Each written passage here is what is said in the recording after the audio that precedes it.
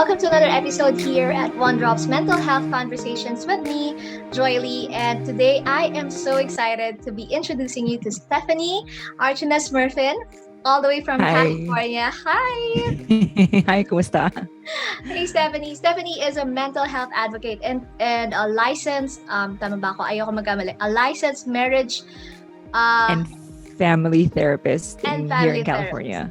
Perfect. Thank you so Yeah. much. And we're so excited to learn from you this morning, evening, afternoon, whenever the people are listening or watching this. Yeah. Um, Stephanie, let's just dive right in. Thank you so much again for being here. Yeah, sobra, no problem, no problem. I'm happy to kind of share my thoughts or just kind of like, help out in any way I can. Yeah, thank you. Okay, so Yeah. let's dig in. Okay, so Stephanie, in a few sentences, can you share with us today your story behind why you're advocating for mental health? Well, I would say, I mean, it's hard not to advocate for mental health if you're not because my background is mental health. I'm a therapist, so that's all that I've been doing for the past 8 years.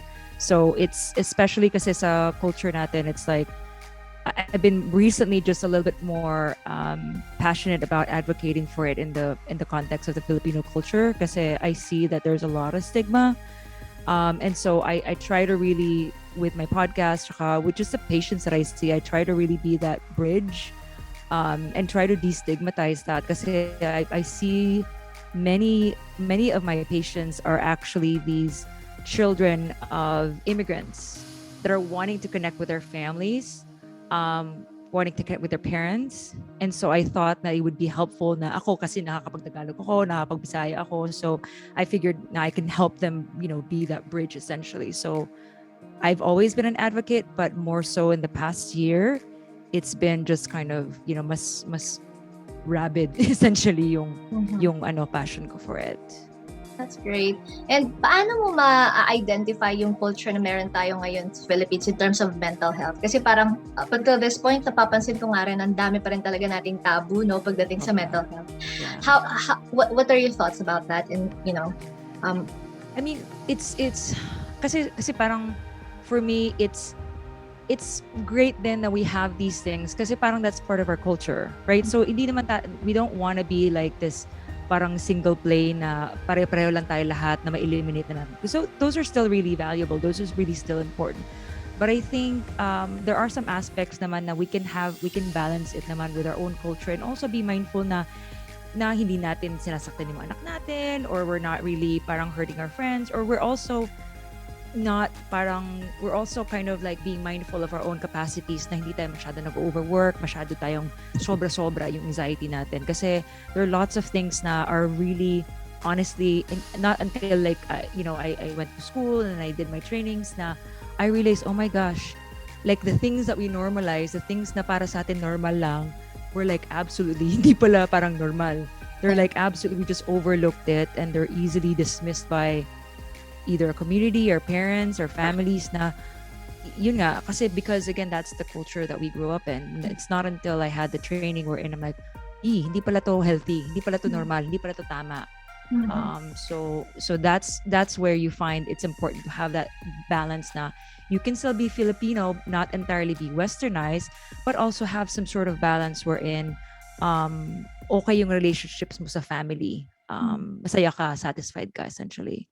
yeah, yeah.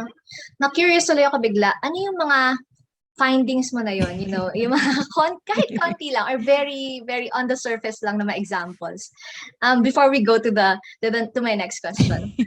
Findings sa alin?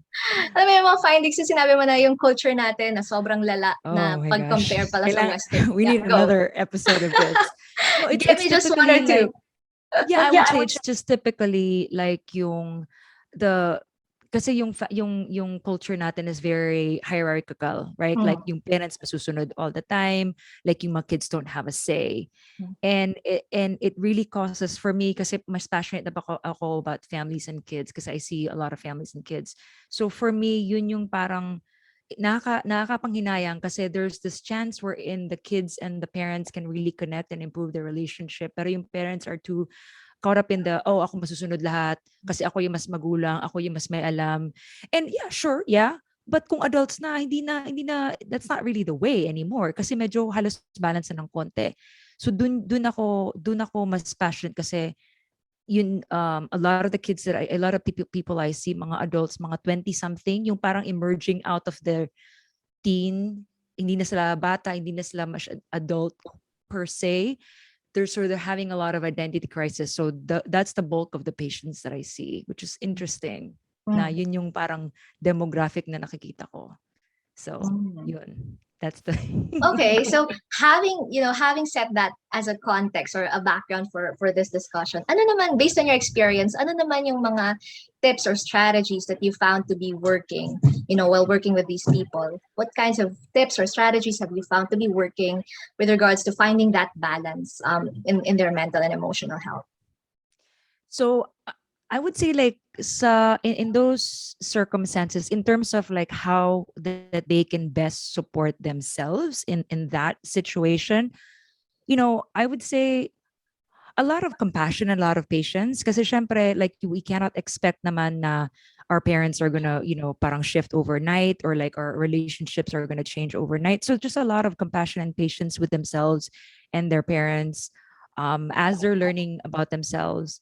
So kasi I would imagine for somebody na parang is learning to see all of these patterns within themselves, na parang maging reactive na, ay, ikaw kasi, ganito ka, like, ikaw, sinaktan mo ako, whatever it is, right?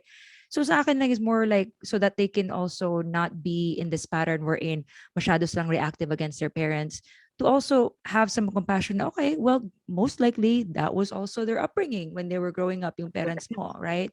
And they're also learning, they're also just really, um, a lot of times they're just figuring it out also. There's not a lot of awareness about themselves na, so ganun lang, and just for themselves, just support for themselves, whether that be seeking out support from their friends, learning, parang utilizing what has been helpful for them, like mga self-care, ganun lang, just going outdoors, so mga ganun lang in that context, vale.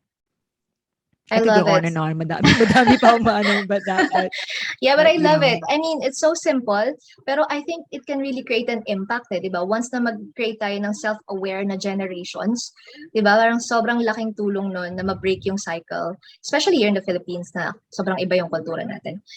That's amazing. How about in general, Stephanie, what other tips or strategies can you help, or can you provide, especially those people na dealing with mental and emotional health issues? Um, Anong pwede nilang mga tips or strategies that we can help them so that they can, find balance on a daily basis?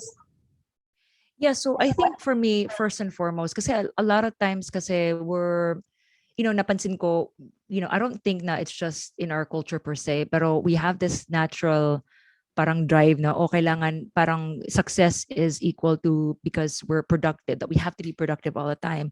But I think that's really unnecessary, and that's really unsustainable. It's not sustainable. So in essence, parang, a way to really take care of your own mental health and your body is actually listening to your body. So instead of parang, being able to have this drive na, kailangan ko tong gawin kasi wala nang ibang time, or talagang kailangan.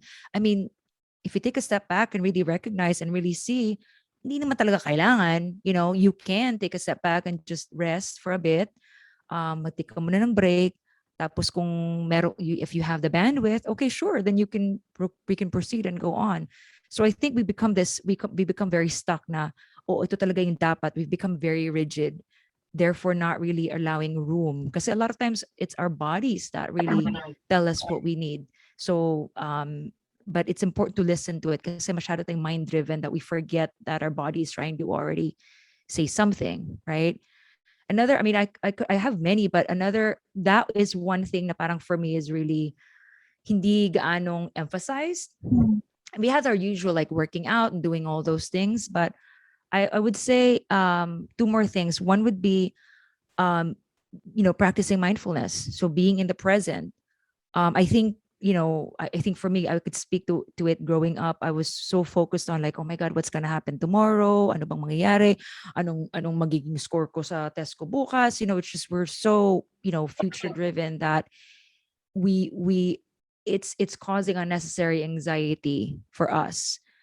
And that really impacts our mental health and increase our stress levels. But if we have the ability to just slow things down and just focus on, okay, one step at a time lang, okay, ingat, I mean, just really being in the present muna and just kind of, in essence, crossing the bridge when we get there, then hindi tayo as overwhelmed because we're not thinking about today and tomorrow. We're just thinking about today, right? And the last thing for me is just, again, allowing ourselves to have a bad day. Kasi hindi naman pwedeng kailangan all the time na we have to be at this perfect form na we have to deliver each and every single day. That's not sustainable. So if you have a bad day, and I say that in air quotes na bad day kasi hindi naman siya bad. If we have an unproductive day, or if we feel like we just want to stay in bed a little bit longer, or hindi mo na tayo maggawa ng chores, or we just kind of skip this meeting or whatever it is, right? It's okay. Okay lang. Like, hindi kailangan this expectation na we have to deliver each and every single time. I love it. I love it so much. I totally agree with you regarding the listening to your body part. Kasi sobrang na-underestimate ng mga tao and nati-take for granted talaga ito most of the time. Especially na rin sa panahon natin ngayon, no, na parang gusto natin maging okay lang talaga lahat dahil sa COVID and everything, lahat na nakaka-stress sa atin. It's important to take a step back, take a pause, listen to your body, and determine what your body needs, and then act on it once you know what it is, right? That's great. Thank you so much, Stephanie, for allowing this little time to have with us, to have a chat with me. So kung may mga tao na gustong matuto pa about what you do and how you can help them, how can they find you? So, incidentally, I do have this podcast, and that podcast I created, it's called, it's Kamalayan, which is Conversations to Self-Awareness. So a college friend of mine, si Leo, and I created this nung May or June because it is essentially a bridge between like being Filipinos and also at the same time, I'm here in the US, he's in Manila. So it's a conversation about mental health awareness and just kind of really, talking about mga topics that are very similar in our culture, like shame or like, again, invalidation or so lots of things, right? So we've had 4 episodes and we're so happy with it. So you can just follow us. It's kamalayan.podcast sa Instagram. So that's our podcast. And for me, in terms of I also have like some parang mga self-awareness stuff then on my private practice IG, which is Self-Awareness with Stephanie. So that's also on Instagram. I'm both on Instagram and Facebook. But yeah, you can just check it out there. Perfect. And I'm gonna link yung mga accounts na yon in this episode for sure.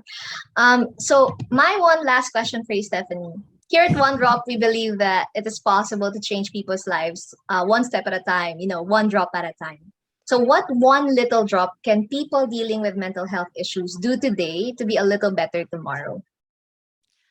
I would say just going back to yung sinabi ko earlier about mindfulness, right? So just really don't overwhelm yourself with all of these worries that may or may not happen. It's just not necessary. It's not sustainable. I mean, can you imagine like thinking of all of these possible scenarios that parang we're clouding and we're already putting all of this pressure onto ourselves. It's not healthy for us. A mind can only take so much. So hindi necessary. But if you just kind of like, okay, we'll figure it out when we get there. I think that's the most that's the best thing that you can give your mind and your body is not really overworking yourself by just kind of practicing again mindfulness. Yeah, I love it. And I need to be reminded of that every single day. I think every one of us needs that. Thank you, Stephanie. For sure. Thank you.